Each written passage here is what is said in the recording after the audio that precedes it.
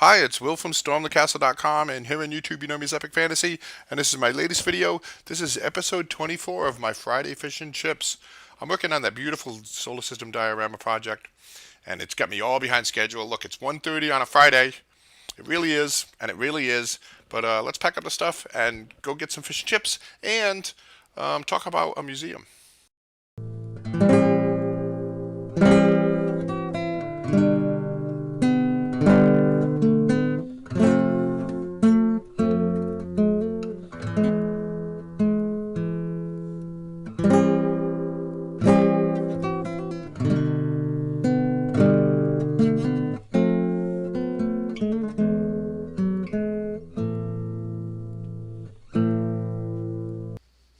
Okay, so I love doing the Friday fish and chips. They're kind of challenging for me to do, but I get them in when I can, and not just it isn't just the narration and the video and all of that. It's also the thinking about the ideas and thinking about what I want to say and trying to give you something of real substance. So that's why they've been sparse. But this is episode 24. So I've done a few of them, and if you want to listen to more of them, they're all in a playlist. But in this one, I'm going to talk about this little incident that happened to me in a museum. And well, don't be dismayed by the words. The word incident. It wasn't something bad. Just something that didn't happen. But something did. I guess you could say happen. uh, I was, as you know, I've been traveling around America and visiting a lot of stuff, castles, and blacksmiths, and meaderies, and all kinds of wonderful things. And museums are very high on my list. If you want to learn more about it, I have my Medieval Americas series where you can go and look and see the various museums that I've been going to. And today, in this Fish and Chips episode, I want to talk about this 15-20 minute um, uh, interval that I had in this one museum. And I don't even remember the museum. It could have been Chicago, could have been Detroit, could have been Cincinnati, could have been New York. I can't, for the life of me, remember exactly what museum, but I remember the whole thing very, very clearly. So I was passing through the museum because these museums are, some of them are enormous. They have 1 million square feet of stuff, and in order that you have to pick and choose what you want to see. So I was going to this one section that I wanted to see, and I was passing through this large room, a gallery, I guess you call it, right? That had 19th century American painters. And the focus was pretty much on like the West and the Midwest. There was like, the beautiful landscapes and scenery and the life that was in the 19th century out there in the West with, big sky and big desert and stuff like that, which was nice. I thought to myself, wow, I'm heading that way. So maybe I'll take a peek just to get a feel for the flavor, but doesn't interest me that much. I have other things that interest me much more. But as I got into that gallery, I noticed something.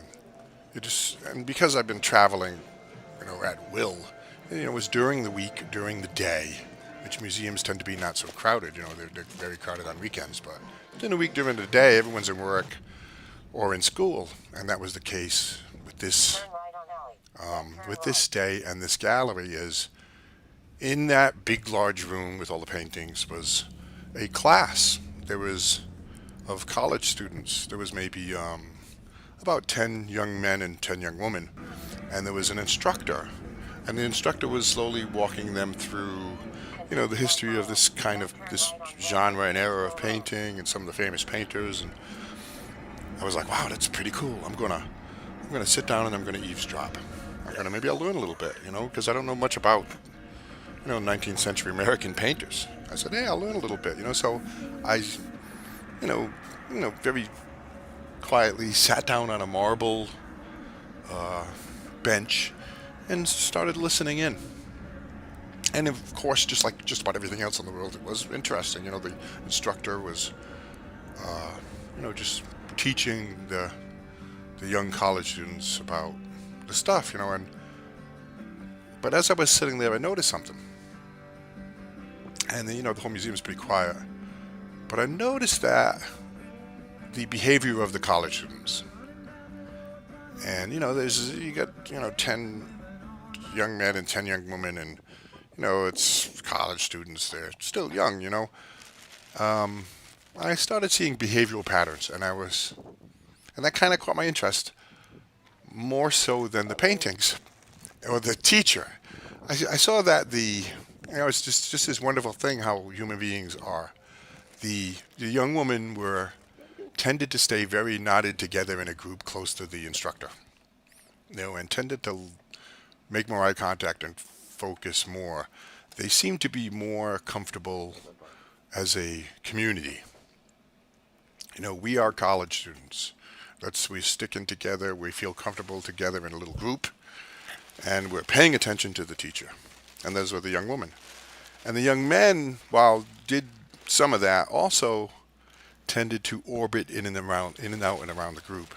And I thought that was interesting, the difference between young men and young women, or men and women for that matter. I watched as young men would kind of peel out from the group and go look at another painting, go look at something, and kind of separate from the group and orbit around it. And this tended to be more of a pattern with the young men. And I thought, that's kind of wonderful, this human thing where, the young woman tended to build community, and enjoyed that and the communication and the social aspect of that and being together. And the young men tended to be, oh, I'm going to explore out. I'm going to take the risks and, and go look around. And I thought that was interesting. But then I noticed something else. And we're going to take this to another level.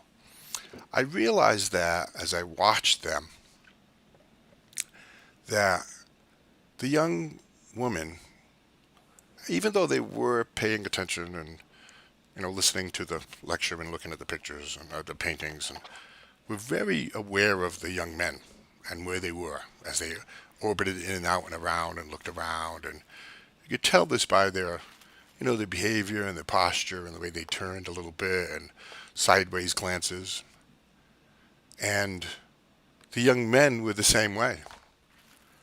You could see as a young man went over to another painting, separating himself out from the group, you could tell he was wondering if the girls were looking.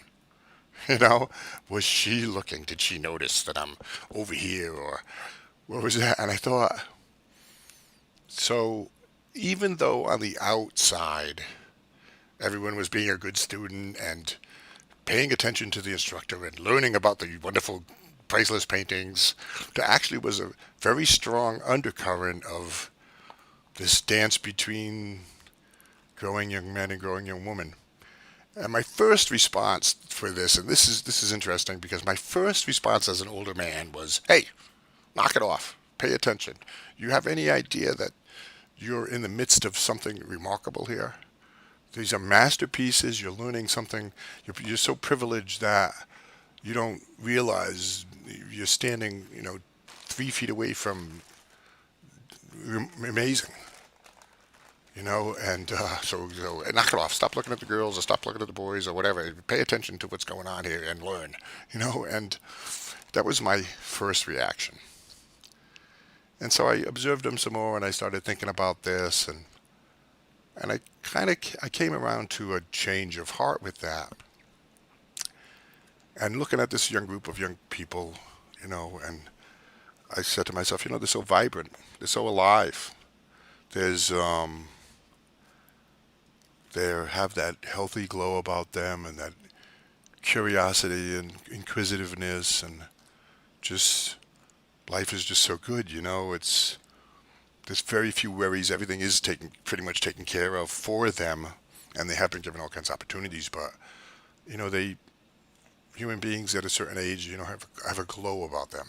I guess all creatures have a glow about them as they're growing. I mean, who doesn't love a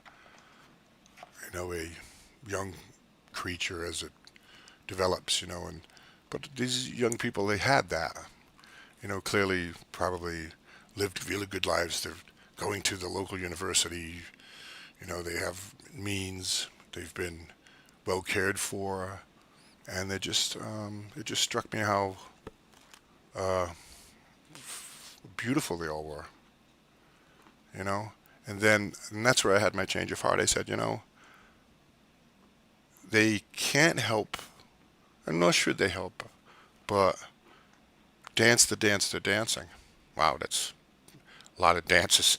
But yeah, they're in a museum and they're looking at priceless works of art, and but they're at a stage in their life where they're this they're impelled to the opposite sex, and making these decisions about moving forward with life and having children and forming a pair bond with someone and a strong bonding with someone of the opposite sex and building a life.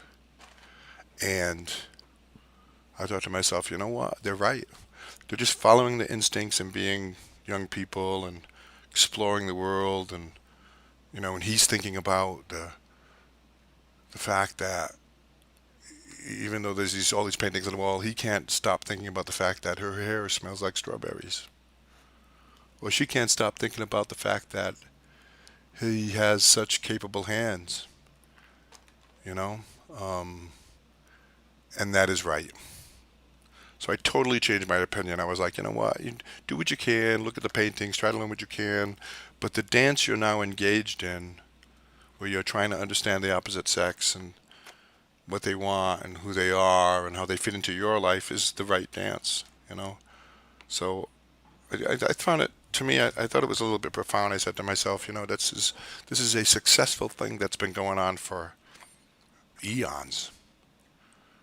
You know, that these instinctual and behavioral patterns that we have that bring us to different stages in our life, and they are in this stage where it's of the actual most important thing is to find a suitable partner to live your life with, and raise children. And I said, that's wonderful. I thought that was really profound, and I was glad within myself that I could see past my initial impression.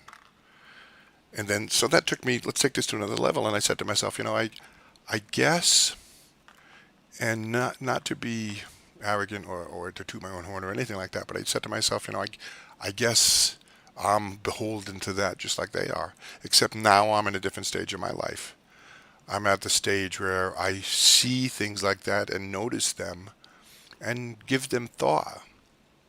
Along with the fact now, at this point in my life, I have the time and the proclivity to go to a museum and look at the paintings and learn about them in a different way. And I said to myself, I guess it's the small kernel of wisdom, right? So I guess I'm trying to feel my way through what wisdom is. And not that that's anything spectacular. I think, as you get older and you have more life experiences like I have and like all of us do, you start to see things from a broader scale. I mean, you take a larger picture view of things, and that's wonderful, and that's wisdom. And it isn't any better or any worse than what these young people, these young college students were doing. They were experiencing their life, the stage of their life, in the way they've kind of been supposed to, you know? So I thought that was really quite nice. It was a wonderful experience for me, because it was something unexpected. I was glad to be able to see something other than the paintings. And so I said to myself, I'm not going to leave them be. I really gained something from this little interaction, kind of interaction. It was one-sided. I was really an observer. But I gained a little something from it. And I said, I got to walk and think about this some more. And so as I left the gallery of 19th century American West painters, I glanced back and took one last look at these beautiful young people, these beautiful young human beings, and I looked at strawberry hair and capable hands, and thought to myself, the real reason for a museum is so that the pictures can look at us.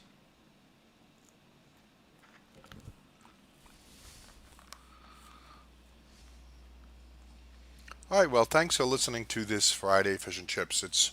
Um, I do them as I can do them, but I really enjoy them, and I know that I get a lot of feedback from people saying that some of you really love these too. Let me talk a little bit about just the mechanics of all of this. I showed you that solar system diorama that I've been working on. I love that thing. That is a video tutorial coming up. I'll show you how to do that whole thing from step to step and show you a lot of variations and stuff. It's just a fun project. But also, I wanted to say, I have other solar system dioramas too. I'll put some links in the description of this video if you want to, explore more of those. And I do have a website you may or may not know about called telescopenerd.com, where I, cover one of my favorite subjects of all time is, telescopes, astronomy, and stargazing in the night sky. And I've even written a book about it. See It with a Small Telescope is the name of the book. So all of that stuff is down below if you're interested in learning more about all of that. And this Friday Fish and Chips is my 24th. And if you like something like this communing together through a kind of very freewheeling talk while I have enjoyed fish and chips, then be sure to check out that playlist. Some of them are really wonderful, I believe, and you may enjoy them. To me, it's always a big change to the usual world that we live in, where everything is so fast paced and it's go go go and it's click click click, and where to just kind of slot out some time to kind of commune with someone and just talk. And thank you for your attention. For giving my words value. A lot of stuff coming. A lot of stuff. I'm writing a couple more books. I got so much stuff going on. It's wonderful. I love it. I'm enjoying things. And let me think that's it. Okay, so leave a comment. Give me a thumbs up if you like this video. Comments are very helpful. And come on by one of my websites, or check out some of my other YouTube videos. My stormthecastle.com or telescopenerd.com. I'm living a bit of a different life, and I'm definitely not what you would call a mainstream YouTuber. I do a lot of different things in a little bit of a different way, and support would be wonderful if you consider supporting me on Patreon. I have patrons, and I'm very grateful for them for their support. And you can support me in other ways. Getting close to 1,000 videos now and having fun. Thank you. Take care. Until next time. The next video should be the solar system diorama. And I already have an outline for the next Friday Fish and Chips. I'm just not sure when that's going to be posted. But I have the idea worked out and what I'm going to say and how I want to say it. So that's it. And this trip was to the Red Lobster, I don't think I've ever been to a Red Lobster, but it's only a mile from my house, so I thought, hey, I'll take a quick trip out there. Tried their fish and chips, and they were pretty good. And I had scallops too, and they were pretty good too. Thank you.